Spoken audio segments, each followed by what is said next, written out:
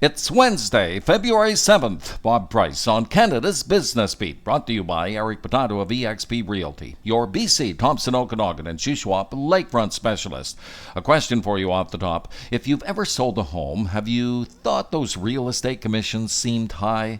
News out today that a lawsuit questioning those rates in Toronto has now gone Canada-wide. What is now a class action naming 72 regional real estate boards, 10 real estate franchisors, and 8 brokerages. The Canadian Real Estate Association countering the price-fixing claims, describing the allegations as without merit.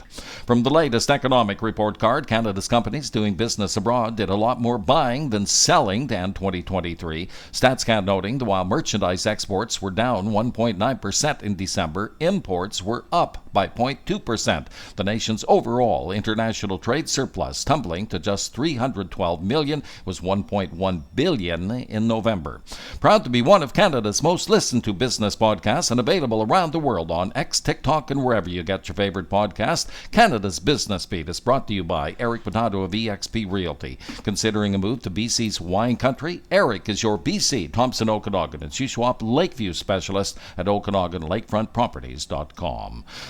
This one could impact the family grocery bill in a couple of months. From BC's Okanagan, a warning that a recent cold snap may have been catastrophic for the region's fruit growers. Early reports of significant damage to this year's grapes and cherry crops. A tough third quarter for Ontario industry giant Algoma Steel, showing a loss of nearly $85 million. They were $70 million in the hole in the same 3 months of last year. And back to housing, and amid reports that the market is starting to rev up again, January home sales in Canada's 2 largest housing markets. Toronto closings up 37% from a year back, while the increase in Vancouver was around 38.5%.